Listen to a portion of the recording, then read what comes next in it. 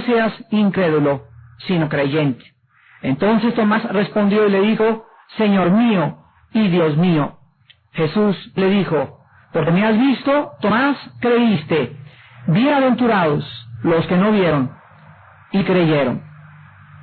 Si en esta noche alguien les preguntara a ustedes, define en un papel la palabra duda, muy pocas personas podrían expresar realmente las implicaciones que están alrededor de esta palabra tan misteriosa.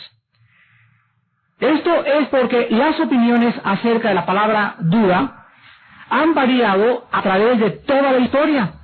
Para muchas personas, la palabra duda o tener dudas ha representado la incredulidad pura y para otros casi ha llegado a considerarse como una blasfemia. El gran reformador, en 1525, Martín Lutero, decía que no podría él tener mayor enemigo que la duda, y le llamó el monstruo de la inseguridad, y otras veces se refirió a ella como el evangelio de la desesperación.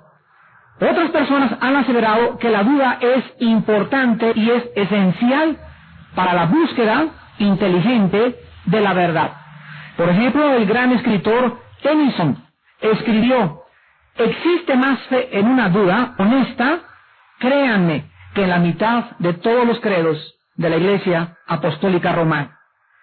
En estas palabras del escritor Tennyson, podemos nosotros discernir de una forma inmediata que es la capacidad, la duda es la capacidad inteligente mental para que podamos nosotros de una forma honesta y racional cuestionarnos respecto a aquellas incógnitas que la vida nos depara.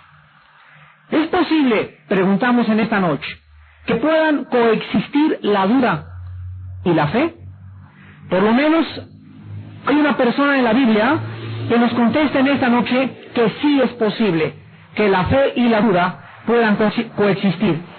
Y este ejemplo lo encontramos en el Evangelio de Marcos, en el capítulo 9, versículos del 22 al 24, donde la Biblia nos relata a un padre que tiene a un hijo endemoniado y que se lo lleva a Jesucristo para que le pueda ayudar a sacarle este espíritu maligno.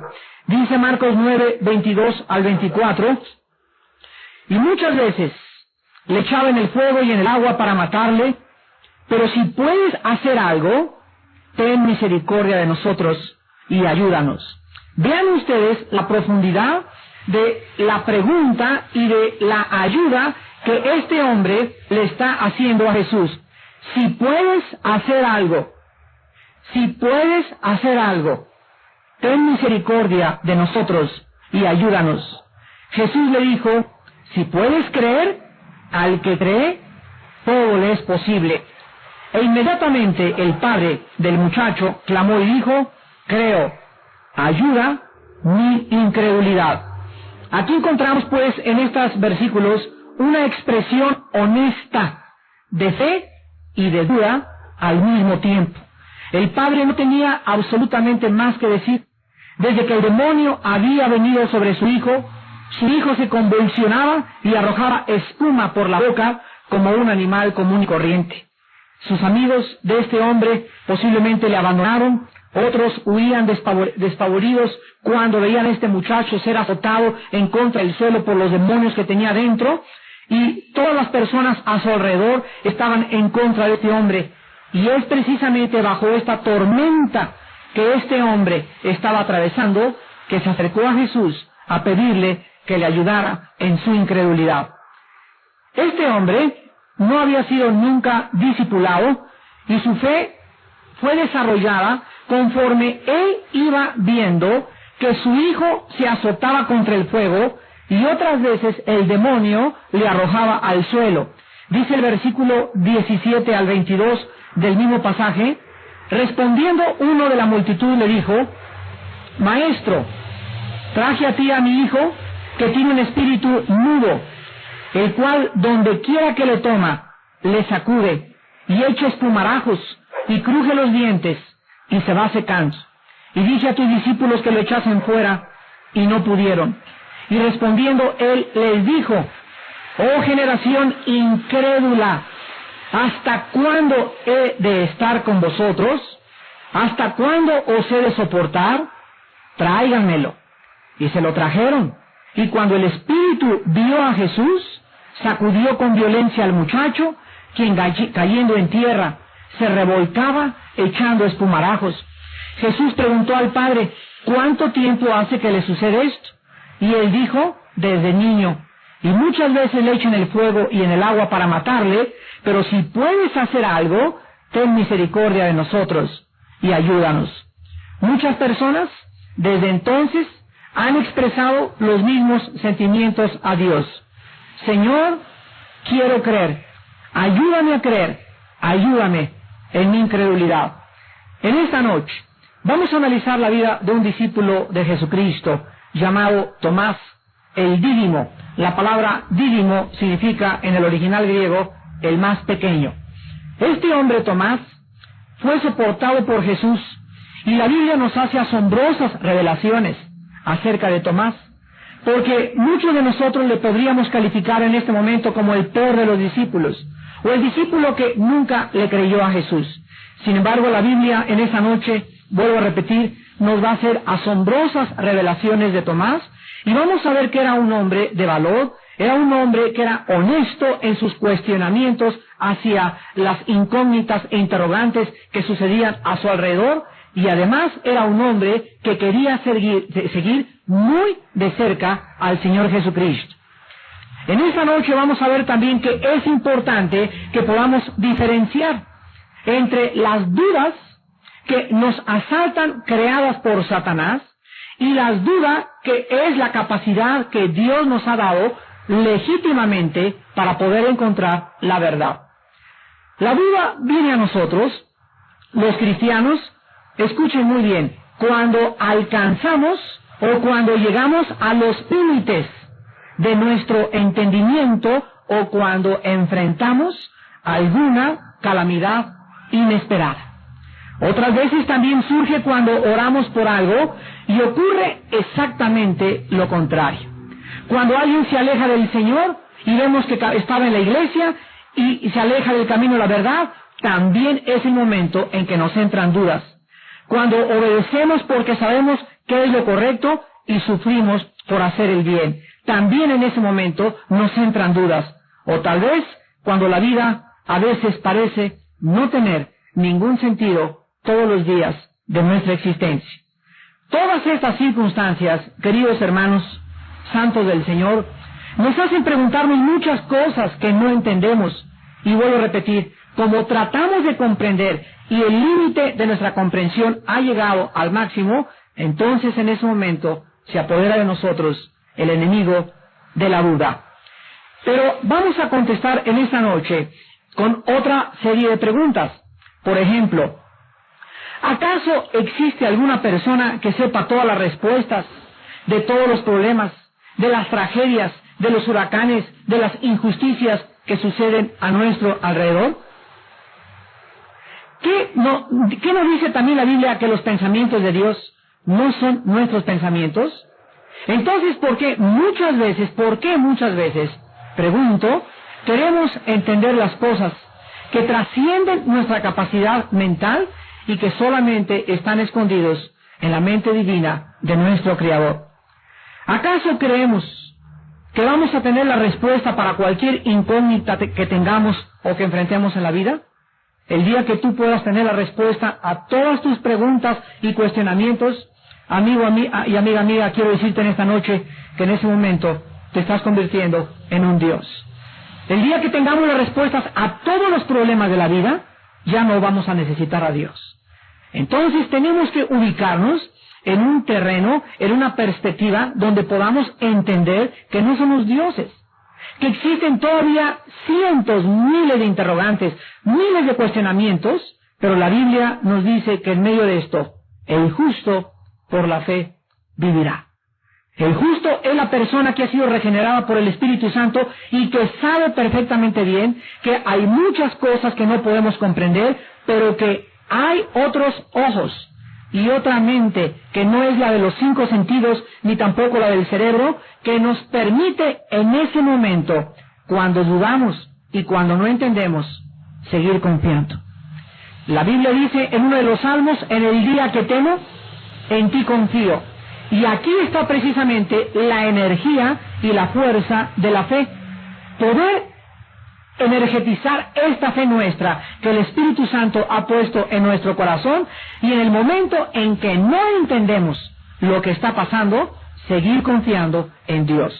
Esta capacidad solamente le es dada a los hijos de Dios. Si tú no eres cristiano, si tú no eres salvo, cuando te enfrentes a una calamidad o a un problema en la vida, te vas a retirar de Dios, te vas a alejar de la verdad, te vas a enfriar, te vas a amargar y te vas a resentir, porque no entendiste lo que te pasó, porque nadie te dio una respuesta y porque en ese momento la confusión se apoderó de tu corazón. El justo por la fe vivirá. El justo seguirá confiando en Dios, y el justo encontrará que por haber confiado en Dios y haber puesto en Él su confianza, Dios le mostrará la respuesta. Dios le levantará, y Dios entonces también le dará lo que dice uno de los salmos: miren cuán grande es la bondad que Dios ha reservado para aquellos que le temen y guardan todos sus mandamientos. La duda entonces no es mala. Malo es quedarnos con la duda. La duda es la capacidad que Dios nos ha dado en nuestra mente para que continuemos investigando la verdad. Vuelvo a repetir: malo es quedarte con la duda. Por eso aquí cada noche o cada jueves tenemos un tiempo de preguntas y respuestas, porque es el tiempo en el que todas tus dudas, a la luz de la Biblia y con la capacidad limitada que Dios nos ha dado, les podemos ayudar. Pero hay tantos hermanos que llega el momento de las preguntas y respuestas y no tienen preguntas, no tienen cuestionamientos. Parecería como si durante toda la semana no han leído la Biblia, porque nunca hacen pregunta, ni tampoco tienen cuestionamientos, porque realmente no están viviendo en la palabra de Dios. El Señor Jesús tuvo un discípulo que constantemente dudó de muchas cosas, y en esta lección vamos a aprender lecciones profundas acerca de dudar. Vamos a analizar en primer lugar en esta noche el problema que tenía el discípulo de Cristo llamado Tomás. Tomás era un discípulo, fíjense ustedes, Tomás era un discípulo que le gustaba pensar mucho. Las personas que tienen muchas dudas es porque son personas que piensan mucho. Una persona que no hace preguntas, que nunca tiene cuestionamientos, es una persona, vuelvo a repetir, que no piensa mucho. Pero la persona que piensa mucho, que medita mucho y que estudia mucho la palabra de Dios, tiene que tener en la misma proporción la misma cantidad de dudas. Tomás era un discípulo que era un preguntón, y a Cristo le encanta que todos los que le seguimos le estemos todos los días diciendo: ¿por qué, Señor? ¿Por qué aquello? ¿Por qué esto? Y cada pregunta que le hagamos a Cristo, Cristo nos las va a responder.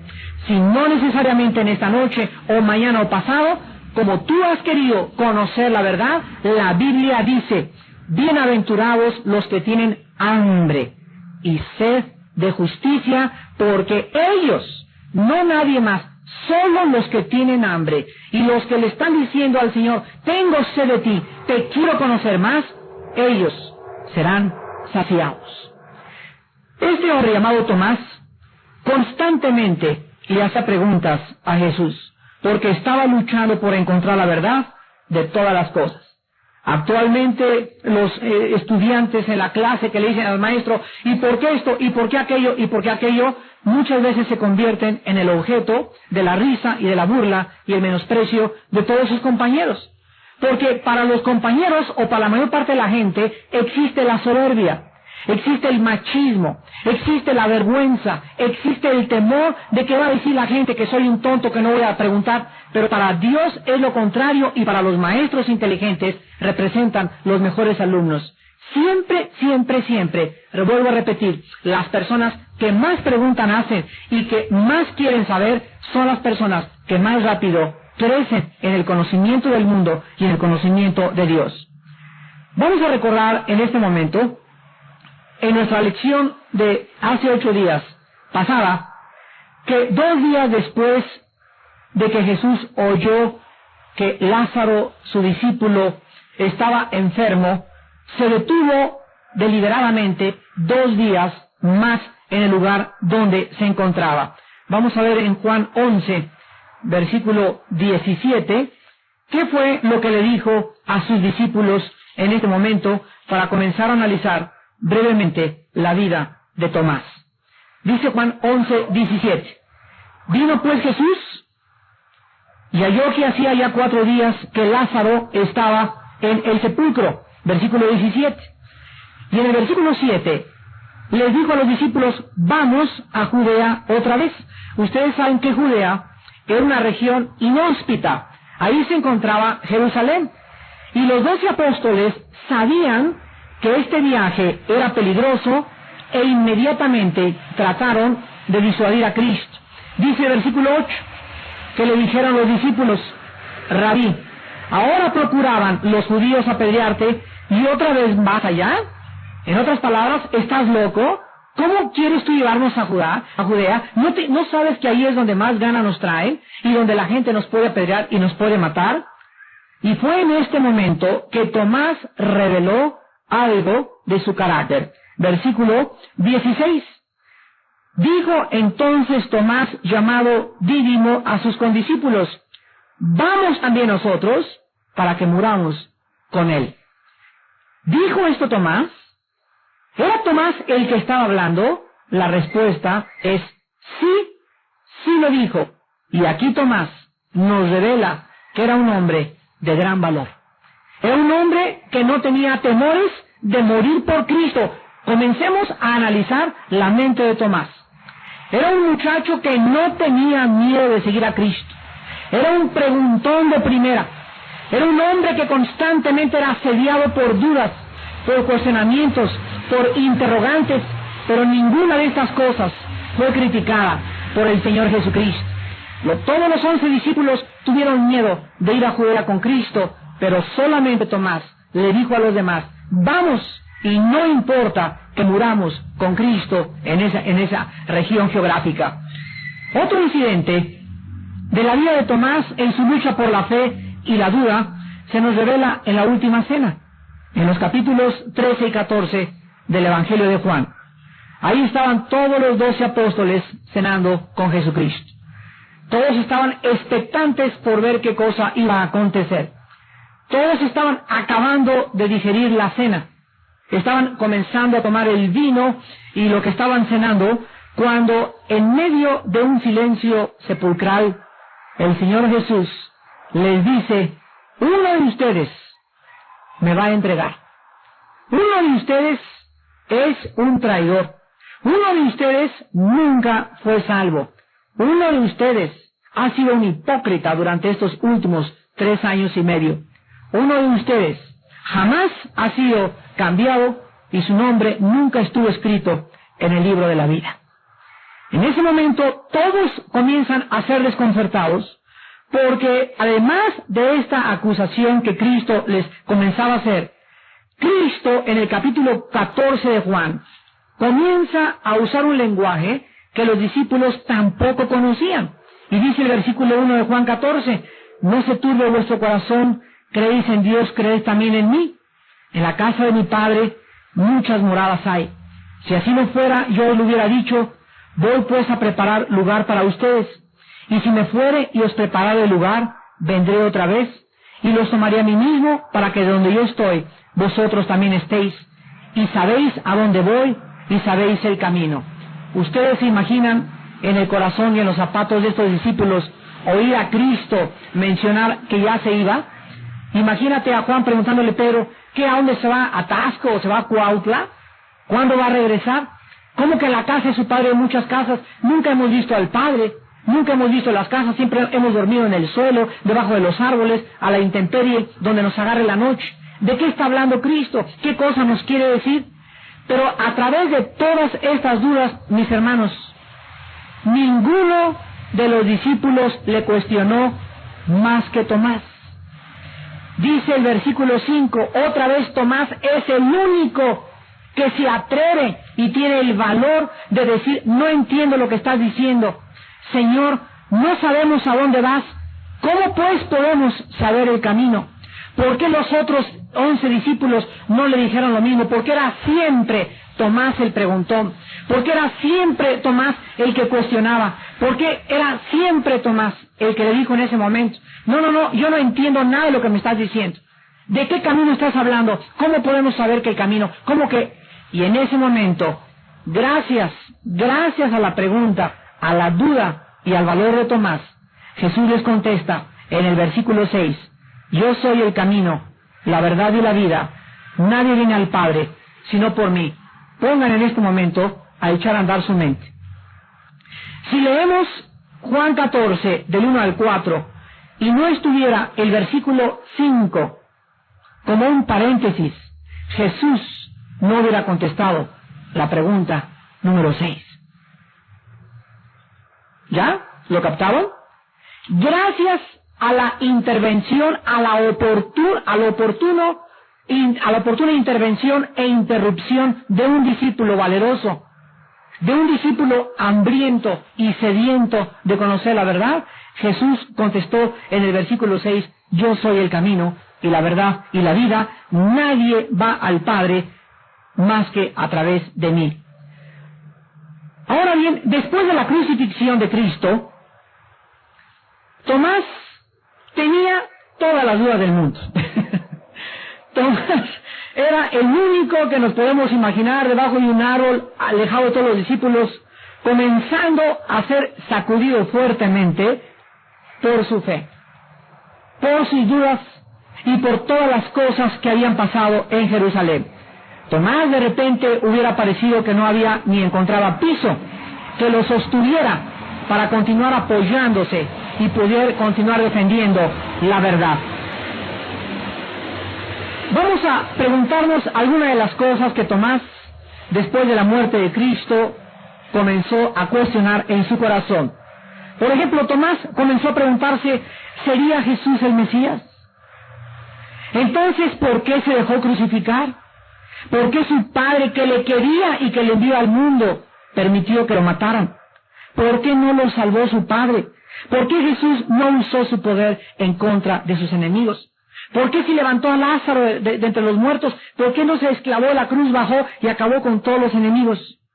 Todas estas interrogantes circulaban y circulan en las mentes de muchas personas que todavía no entienden el plan completo y total de Dios. Por 3 días los apóstoles estaban desconsolados.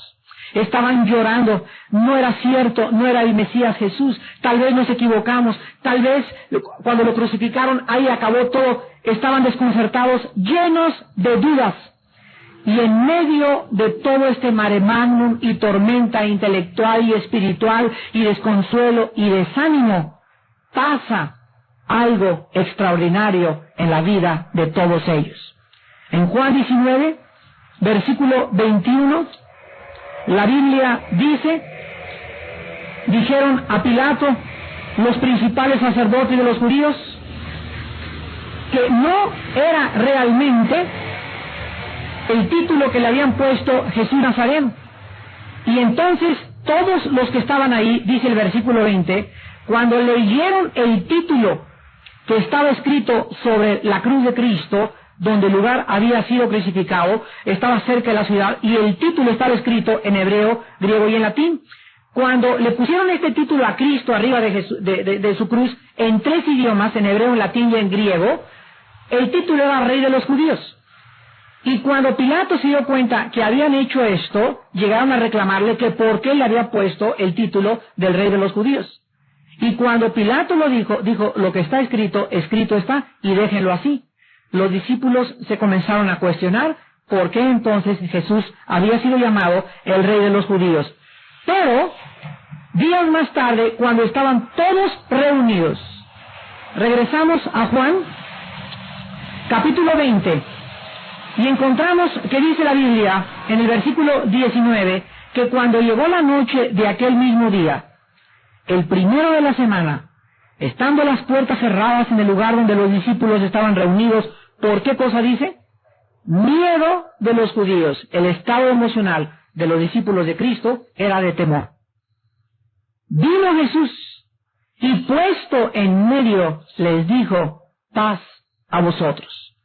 Y cuando les hubo dicho esto y les mostró las manos y el costado, los discípulos se regocijaron viendo al Señor. Entonces Jesús les dijo otra vez, paz a vosotros. Como me envió el Padre, así también yo los envío. Y en el versículo 24, la Biblia dice, pero Tomás, uno de los 12 llamado Dídimo, no estaba con ellos cuando Jesús vino. La pregunta en esta noche es la siguiente, ¿por qué Tomás fue el único que no estaba reunido con los discípulos temerosos y cerca del acontecimiento más extraordinario que revolucionó sus vidas para siempre?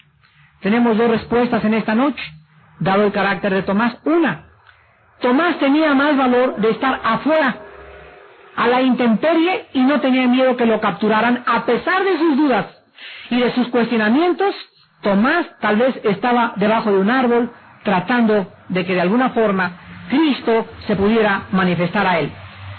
Sin embargo, cuando los discípulos se acercaron a Tomás y le dijeron que habían encontrado al Maestro, que habían encontrado, dice el versículo 25, le dijeron los otros discípulos, al Señor hemos visto, Tomás les contestó, si no vieren sus manos la señal de los clavos, y metieron mi dedo en el lugar de los clavos, y metieron mi mano en su costado, ¿qué dijo Tomás?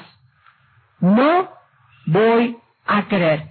La única forma que Tomás podía creer era físicamente viendo al Señor Jesucristo.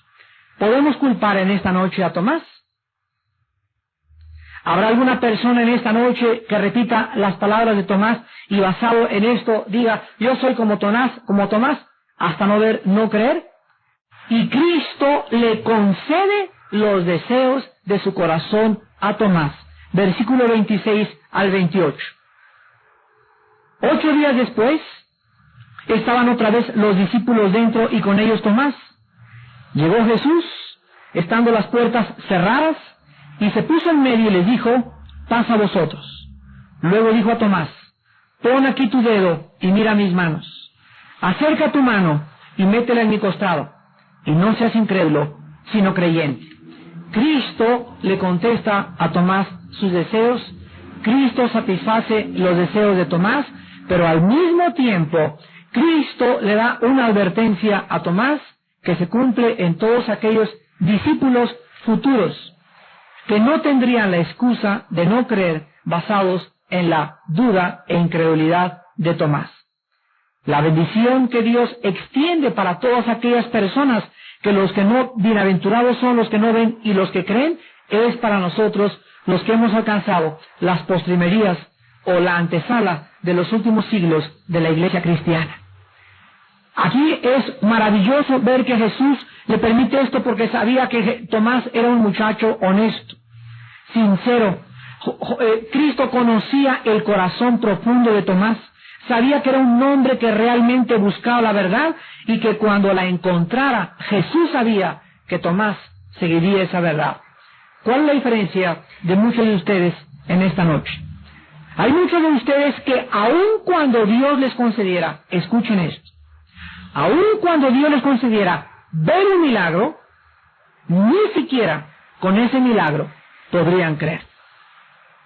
Hay personas que han dicho, bueno, como ese gobernador Carrillo Canaval de Tabasco, que hace muchos años llegó y arrastró a todos los cristianos del estado de Tabasco, llegó a Villahermosa y tomó a un muchacho joven en el caballo, lo arrastró por todos lados y llegó a una iglesia evangélica y se paró enfrente de todos y les dijo, yo les reto a que si Dios existe, en un minuto me caiga un rayo y me parta la mitad. Si Dios es mucho más grande que yo, que me parta un rayo. Y tomó un reloj y comenzó a contar 60 segundos. Al llegar los 60 segundos, no cayó el rayo, ni tampoco Dios le destruyó. Y en ese momento le gritó a todos los cristianos, ya ven cómo yo soy más poderoso de Dios. Y una viejita cristiana, evangélica, con mucho valor, se acercó al caballo de este exgobernador de Tabasco y le dijo estas palabras. ¿Usted cree que con su soberbia va usted a terminar con la paciencia de Dios en un minuto? Es que equivocado estaba este hombre si creía que al retar a Dios, Dios iba a concederle los deseos y acabar. Este hombre, los historiadores narran que su muerte fue una de las muertes más espantosas que una persona pueda tener. Gritaba a la hora de la muerte: ¿dónde está Dios? ¿Dónde está Dios? Siento que demonios del infierno quieren apoderarse de mi alma. Ahí, en la agonía y en la víspera de su muerte, este hombre, igual que todos los grandes ateos, como Ingersoll, como Jean-Paul Sartre, encuentran al final de su vida que las dudas que ellos tenían no eran de un corazón sincero ni honesto, porque a la persona que verdaderamente busca a Dios, esa persona, la Biblia dice, lo va a encontrar. Dice la Biblia: me encontrarás porque me buscarás con todo tu corazón y con toda tu mente. La persona que es sincera, la persona que tiene dudas porque realmente quiere respuestas, Dios se la va a dar.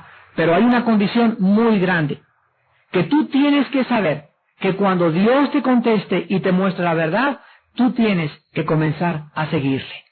Quiero decirles en esta noche que yo pertenecía a este tipo de ser humano. Toda mi vida busqué preguntas, toda mi vida busqué cuestionamientos, por eso me metí a la genética, a la filosofía, a la psicología, a Marx, al budismo zen, a la escatología, al control mental, con los gurús, con Hare Krishna, con Mahatma Gandhi, buscando la verdad. Y cuando encontré la verdad y vi la luz, como dijo el apóstol Pablo, no fui rebelde a la visión celestial. El apóstol Pablo era una persona muy inteligente, muy culta, era un hombre de letras que hablaba varios idiomas y perseguía a Cristo. Y cuando Pablo se encuentra de frente con Cristo y lo tumba en Hechos capítulo 9, la luz de su caballo, en ese momento, recuerden ustedes, ¿cuál fue la respuesta y la reacción de Pablo inmediata ante la luz? Señor, ¿qué quieres que yo haga?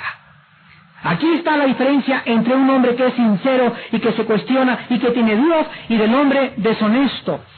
El hombre ateo, deshonesto, irracional, que quiere retar a Dios y que quiere encontrar la verdad solamente para seguir atacando o porque él cree que no existen respuestas a los problemas intelectuales de su corazón. Tomás pertenecía al discípulo, a la persona que busca a Dios, que tiene dudas de Dios, pero en su corazón era muy honesto porque él quería encontrar a Dios y al mismo tiempo obedecer y seguir el camino una vez que Dios se lo revelara.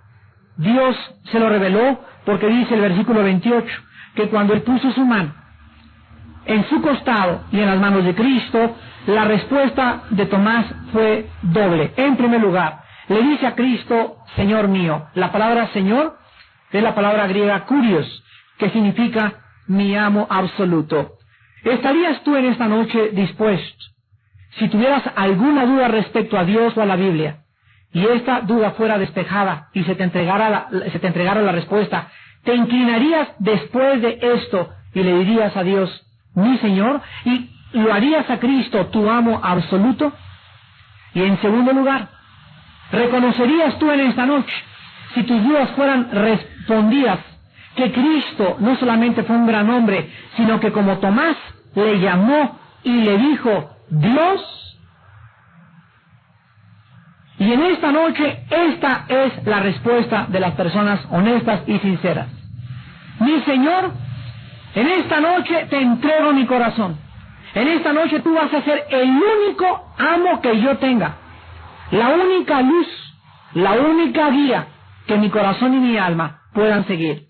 Porque tú no fuiste un simple hombre, ni un grande intelectual, ni un grande iluminado. La Biblia dice que Tomás le llamó Dios. La secta famosa de los testigos de Jehová harían muy bien en comprender y en analizar esta verdad. ¿Por qué Tomás le llamó Dios a Cristo? Y Cristo no le dijo: no, yo no soy Dios. Cristo aceptó los dos términos, kurios, teos, Señor, Dios. Jesús le contesta y le dice: porque me has visto, Tomás, creíste. Dichosos o felices o bienaventurados, que es lo mismo, los que no vieron y creyeron. Dios en esta noche nos extiende una bendición a todos los que en el futuro, escuchen muy bien, serían sanados de sus dudas por causa de poder tocar sus heridas con las manos de la fe.